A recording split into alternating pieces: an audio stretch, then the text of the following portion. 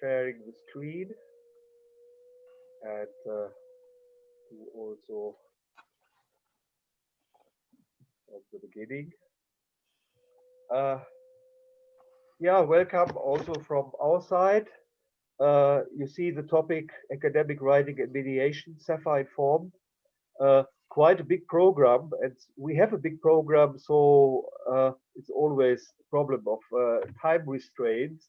That is the outline, and also here, yeah, it's always depending how much we have to explain about the CEFR, for example, and yeah, mediating and so. But to a certain extent, there will be a basic explanation of the CEFR.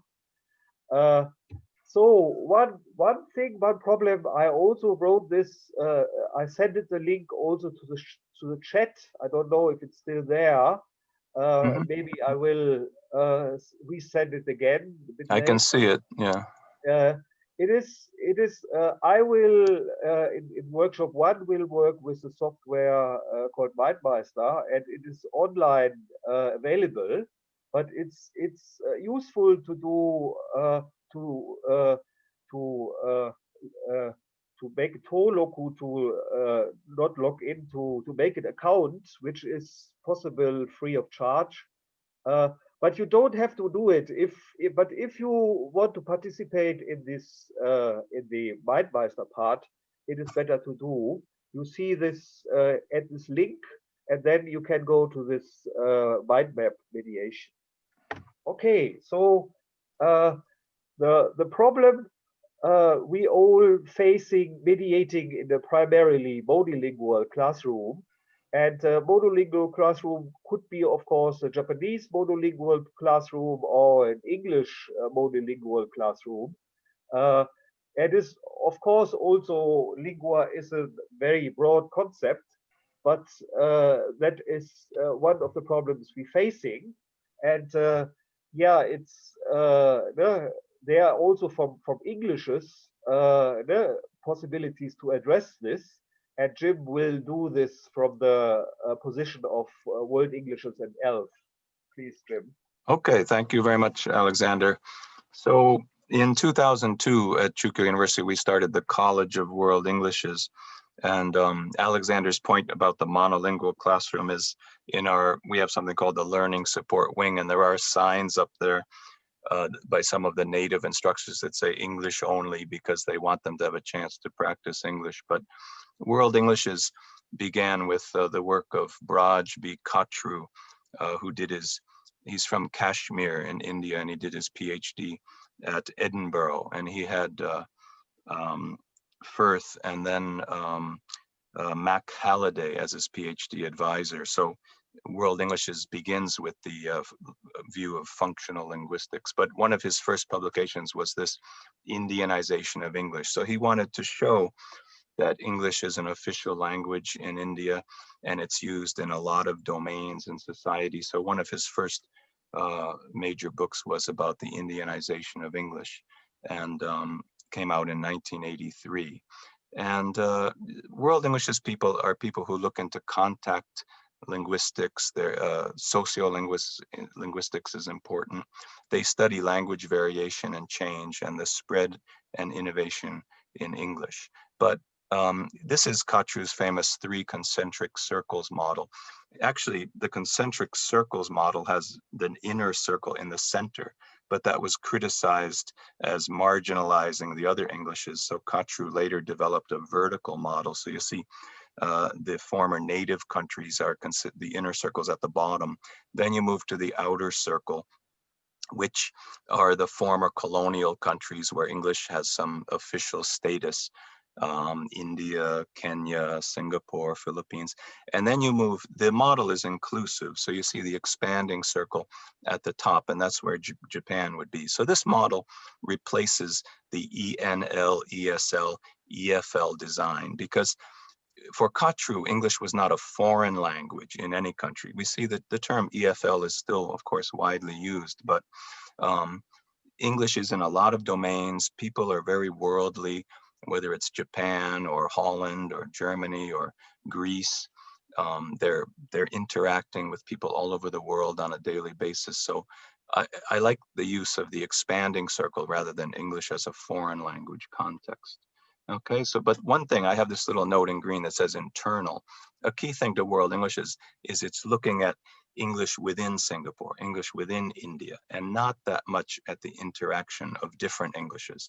They do that a bit with what they call intelligibility studies, but they don't push it that far. It's mainly documenting and getting recognition that educated Philippine English exists, that educated Singapore English exists, and that ownership of English is no longer maintained by the inner circle context where, you know, they're outnumbered now by people outside inner circle context. Okay, next slide. Okay, actually I was going to go on to ELF, but we want to, there's something in the ELF slide that Alexander wants to comment on next. So I'll just mention to you some of the applicable, this word comes from Amar Mahbub, who was supposed to be one of our plenary speakers here, known as Dr. Nomad, but he has a book about applicable linguistics. So I'm looking here for applicable theories from World Englishes and ELF, English as a lingua franca, which could be applied into academic writing or other pedagogical efforts. So number one is the goal model is educated or acrolectal XYZ English. So educated Japanese English. That would be your goal as an outcome rather than American English or native-like English. So you're not trying to approximate to native speaker English. The second point is the pluricentric nature of English. This is a pluricentric view that there's not just one standard English. There's standard Singapore English, there's standard Nigerian English. And so these countries, especially in that outer circle, the former colonial context, they develop their own endonormative standards. The standard comes from internal to Singapore, whereas Japan sometimes is considered exonormative, that the model comes from America, that it's coming from outside. But still, at least in the, you know, and if you look at Holland or Sweden, probably you do have not only the expanding circle also may have endonormative standards developing. The next thing is the functional roots of World English, as I mentioned last night, that it's obvious that it's how you use English and how it's really the reality, the sociolinguistic reality of English in the world is what World English looks at, not a sort of artificial native model. And code mixing and code switching is a fundamental part. You know, it's atarimae for bilinguals, that there's not, we don't have our brains separated into this is the English portion and this is the Japanese portion and this is the German portion. We do if we want to stick in one language, but there's easy transfer between these areas. It's a porous area, and this is part of our repertoire. The languages we know, we can mix them. And I can put a tarimae on this slide because it's such a nice expression. And I know you know it here. ELF, they don't talk so much about mistakes and errors. You know, David Barker, I think he's speaking at the same time we are, but he has a whole book of an A to Z. He has an encyclopedia of common errors made by Japanese learners. And it's true, they make some of these errors. But, you know, for example, he says, there's a lot of nature around my house. He finds that a problem, that the Japanese students will write about nature, whereas he would say, no, you should say there's a lot of greenery, you know, but not there's a lot of nature, or things like that. I went to a live last night. No, you went to a performance, you went to a concert. Okay, so he's finding these as errors, but Widdowson, who's one of the absolute geniuses of the field, he refers to them as non-conformities. In World Englishes, rather than error or mistake, there are errors. It's not saying anything goes, but they talk about them as deviations, but I like Widdowson's term non-conformities, because in Japan, they're growing up with a different reality. That maybe the best speakers of Japanese English might be functionally native, but they still didn't grow up with all the cultural background and all the colloquialisms and all that. So I like the term non-conformities. Maybe we look for that in our academic writing. And finally, a quote from Anna Moranen, that there are no native speakers of academic English, I think is relevant for writing. Okay, next slide. Yeah, before I come to next slide, Sure. It's already 10 minutes gone, but Okay, I'll stop no, maybe no, then. let's be flexible. No, there Okay. are important discussions. Hmm. I would ask you. I thought we were to Helsinki, no, to the ELF conference together, Yes, yeah. and is the notion of plurilingualism, Hmm. is it familiar in World Englishes? Do the people know about it? Yeah, I think Kotru tended to use bilingual and multilingual Yeah, but more. this notion, that special notion, is from the CEFR, and it's used in a special way. Mm-hmm. Multilingualism and plurilingualism. Mm-hmm. Multilingualism in a society and plurilingualism in an individual In with an this individual, yeah. functional Right, right. repertoire you Yeah, were referring yeah. to. And I had in Helsinki the yeah, not the feeling, the impression that Mm-hmm. the CEFR is not taken on Ah, in, ah. in World English. Even in ELF, it was in Helsinki, so the people know in Europe actually Yeah, yeah. CEFR. Mm, But even there, the CEFR was not seen as a possible mm. uh, way of doing it. You have I already have the elf slide, yeah. Well, you this have is one more slide. that's a good lead into this because actually, Okay. when we presented in Helsinki, Alexander and Jennifer Jenkins got into a discussion Oh yeah, because she felt that CEFR is so prescriptive and testing oriented, and I don't think she really understood that there's no CEFR test. You know, no, it that's is not. very so.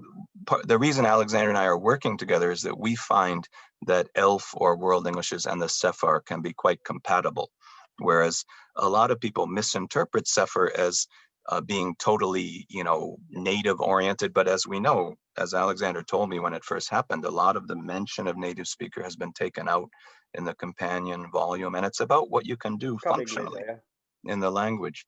But ELF, anyway, one thing I like about ELF is ELF came out, Jenkins, this was her first book, the Green Book, in 2001.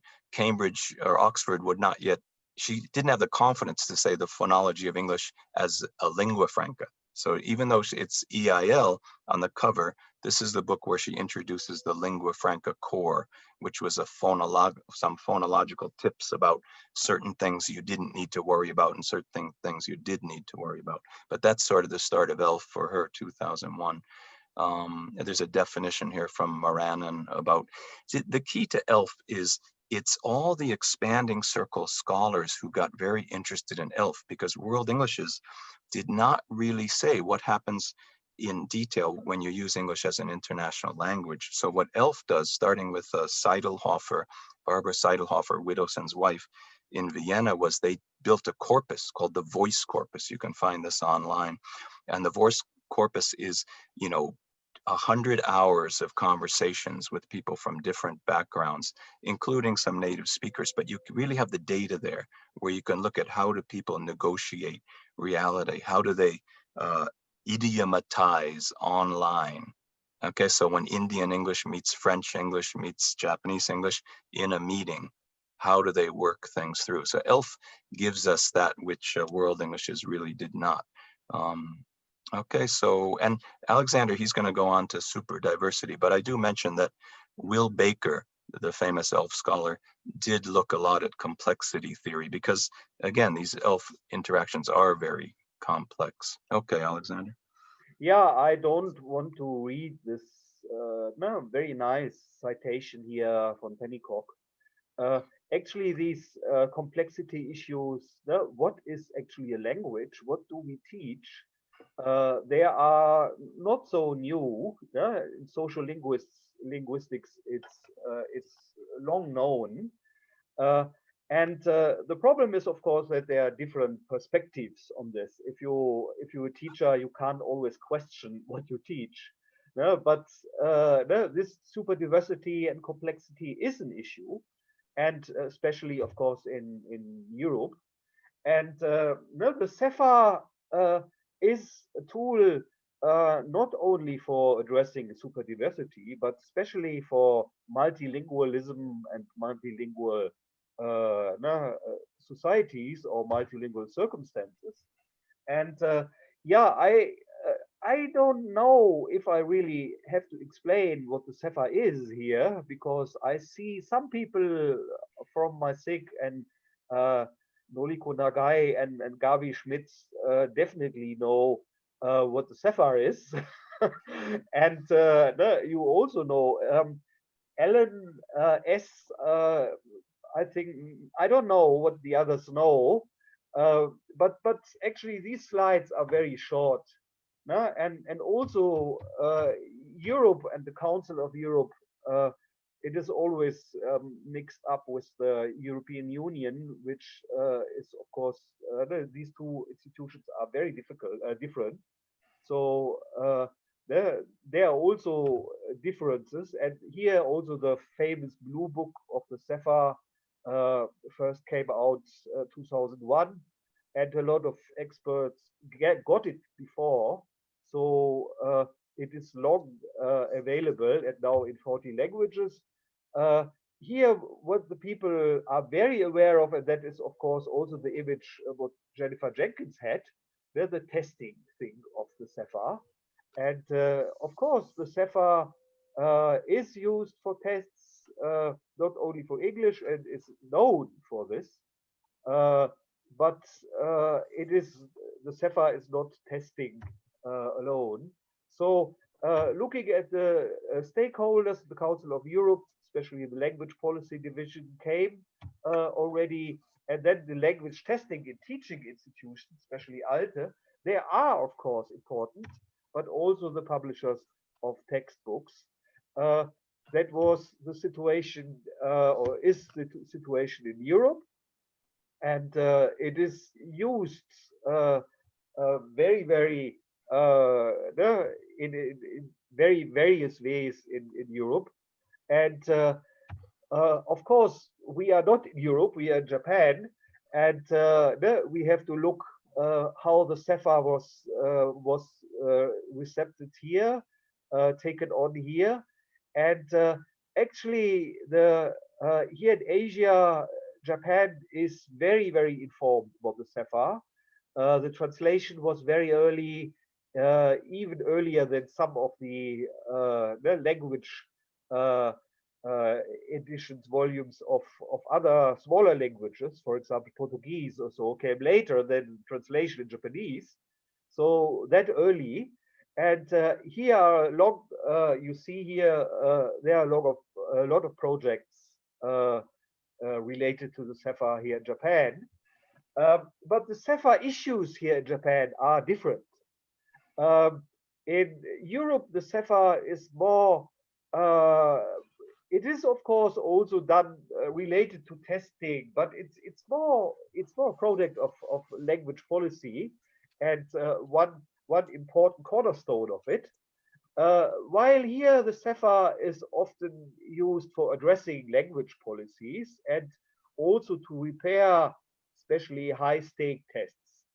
The politicians are not, they stepped back. They wanted to do this for especially for Nyushi, for Yugaku, for coming into the universities using tests, also CEFR-based tests, but the last minute they went a step back. But that is a very important issue for the CEFR here in Japan, testing issues. But that is, of course, not the CEFR in itself. Especially with the companion volume, the CEFR changed once more. And the CEFR before 2001, the old CEFR was more like a good action-oriented communicative approach, the scheme framework. With this framework, you could do a lot, but after 2018, the CEFR took on also on plurilingualism and multilingualism. It's not only for one language, but the language multiplicity, the more languages are also in one document. in the English and French document, of course, because they are the official documents, but also in the others. And especially mediation is very important for these multilingual CEFR. Here you see how the skills of often not of a fictional individual are addressed, and it's of course you can't test them all. It's not possible. Also, testing institutions will confirm this. They can't really test them all. So here, especially mediation is very difficult to test. It's also difficult to scale. But here you say the variety of different the skills together. And our project is CEFR for writing. So the CEFR for writing, I go quick through this, is of course, there's a lot of writing, not only academic writing, but a lot of writing inside the CEFR. And uh, there are text types addressed, and there are scales for this that can come later on if you want. But the CEFR can be used for academic writing, but there are also some issues there. The genre, for example, is not so strongly addressed in the CEFR, and we using especially this scale here, reports and essays, and we doing also kind of check in the beginning what level our students are for essay writing, especially you see here, and normally B2, B1 in these more more B1 minus, but B2 minus, but in these levels the students are, and you see what they supposed to be able to, what they can do, uh, and we are also using these as a guideline for our teaching. To what extent that will maybe come later in the workshop. Uh, that I will not address the workshops. Uh, we have two workshops. One is from Jim. One is prepared by Jim. So maybe Jim, you do your own explanation for your workshop.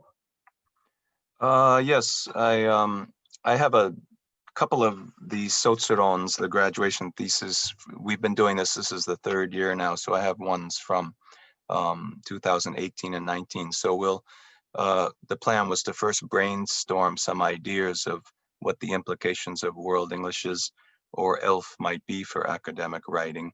Then I would attach these in the chat and have you look at some actual texts.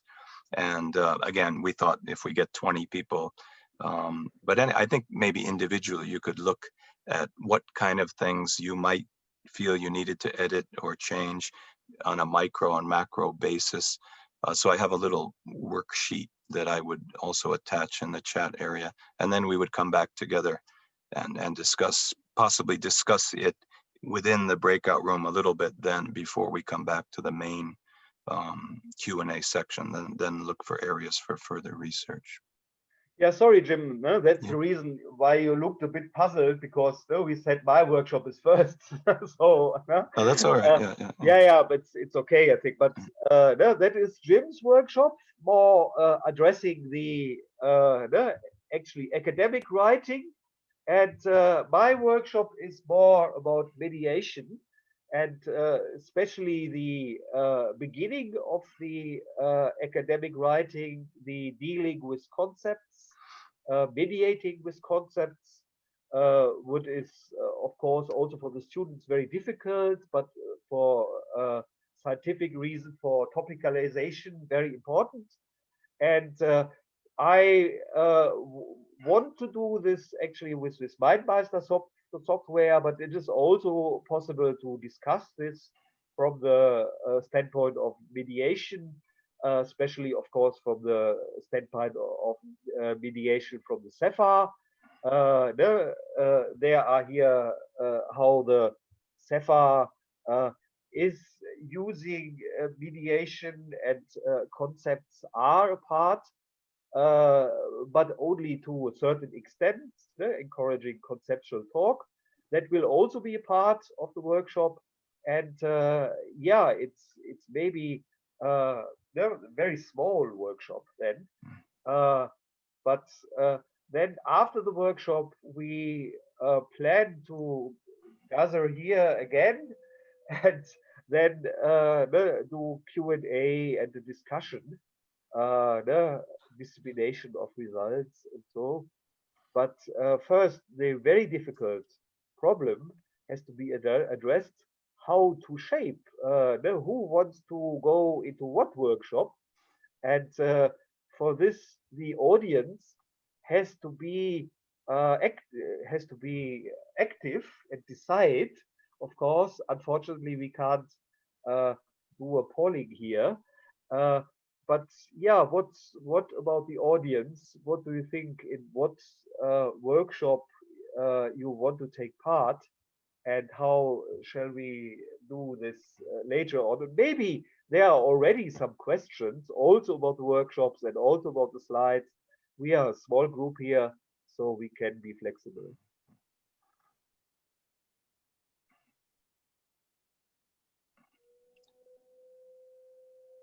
So again, workshop 1 is your looking at mediation of concepts mainly, right? And then workshop 2 is a little more looking at actual texts produced by students.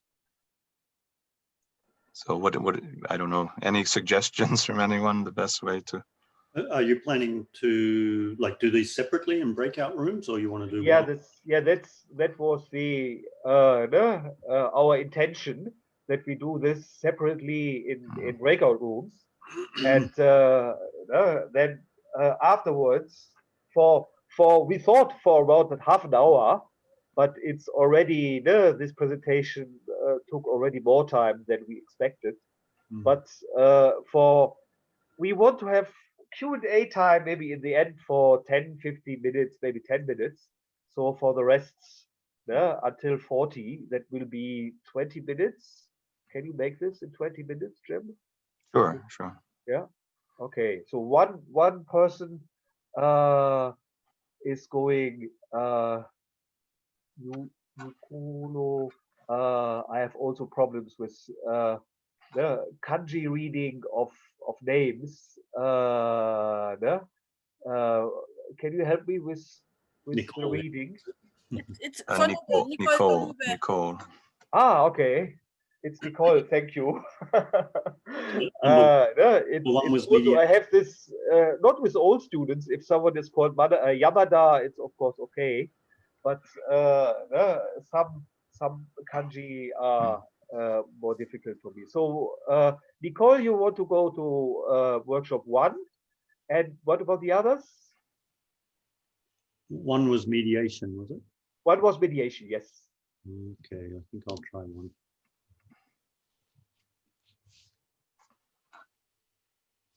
Because Gabi needs this for grouping us. Okay. Yeah. Yes, I see Gabi's logo here. Yeah, I signed in. Okay. I signed in on my other computer as a private person, but as a room host, I have to be on always. So between the computers. Of course. So yeah, we three person go to workshop 1. Yeah.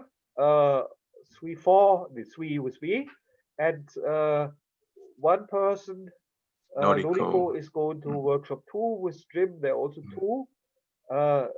Gabi, do you take part in one of the workshops, or you stay at host position? I can take part in 1. So I did not check. Yeah, it's up to you. I'm just asking. So, Workshop two but you can, as a host, you can move between these. Workshop 2 is mine, the more text-oriented one, and 1 is the mediation. Okay. Then I make 2 breakout sessions. Yeah. Okay. I think Alan S decided differently now. People can decide themselves.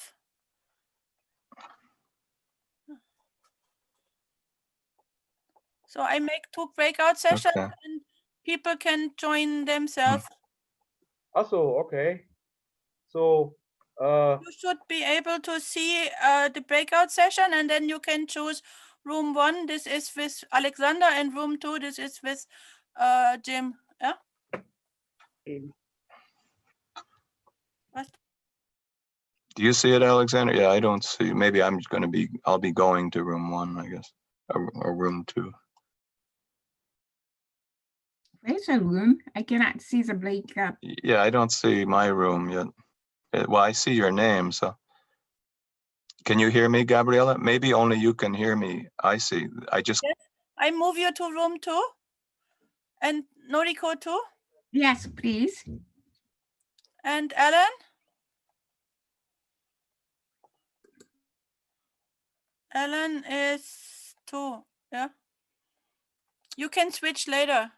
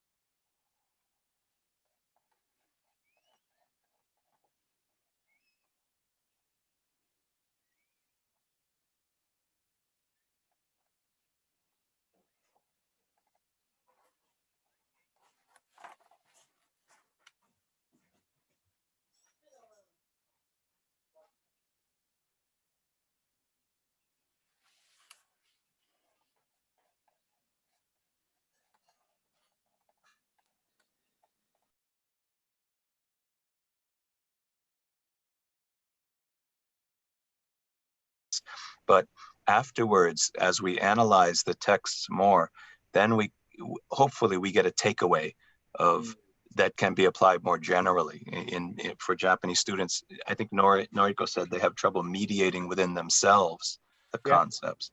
So that was, I think that was very helpful. The thing we were discussing a bit. Also, I got a very interesting hint from Nicole about this. Actually, that is not trained. It is trained to pass tests, and writing is done to a certain extent. But especially what we're doing with free writing, they have to choose their own topics and then expand this, and so that is very difficult for the students. Some of them they have experiences, but that is very difficult. And afterwards, some learn about this, and they could take on this later, but they don't do it actually because where do they write in English? That is a bit sad. But some results are really good. So that is, and maybe if we have what we're planning to do, this skill set, the strategy set, to give the students a bit comprehensive feedback. If they have time to take on this, that would be a good result. And probably argumentative writing should start earlier too. Our skills program, even though we're the College of World Englishes, has been somewhat native oriented, depending on who you have teaching. And but if you could get into it from the time, I mean, they do have academic writing classes, but they don't work on longer texts until it's almost too late. So I think starting it earlier is better. It's even problematic in Japanese. I teach seminars in Japanese, and they don't know it. And then I have 2 students in the second year, and they have to learn it in their own language, in their own mother language. Yeah, because I think it's better to do this first in their own mother language than to go into Yeah. English. It has Okay, to, it's about time. Sorry, I have to stop. It's 1:50. Thank you very much. Something you want to wrap up? One more sentence, and then Yeah, maybe that's it. I think it is it's good to do this also in the mother tongue, but of course, because English composition is so established brand, it is also useful to look into this. But I have my doubts that really English composition is in the CEFR. Okay, thank you everyone for joining. thank you very much. so please unmute yourself and give a supportive applause. Thank you. Thank you. Thank you. Thank you for Working hard and for preparing. commenting and taking part. It's helpful, very helpful. Even though we could use 3 hours, right? Yes, easily. yes, easily. Yeah. Yes, Yeah, once you stop, then yeah. Can I say one thing? Probably you should be aware of Japanese style of saying. In other words, I always have trouble with Japanese students who do not really tell details, because in Japanese, we really do not talk about details. Like for degree adverbs or adjectives, if you say beautiful, people have all different interpretations, so that you need concrete examples. But that kind of rhetoric is not in Japanese. We will not really give details so much, even in daily conversation. If they say, I watched a movie, period. Yeah, I that's would it. like to say, what movie, who was there, you know, but For this is mediation really a good strategy in the language. Huh? They have to express it deeper in other words. For completeness. Like I'm advising Japanese students writing thesis in Japanese, and I always have to put a lot of lead markers, examples, concrete examples. What do you mean by this? In other words, what? Yeah. That's all missing in English text also, probably. Yeah, sorry, so I have to stop. I stopped the recording. Thank you for today.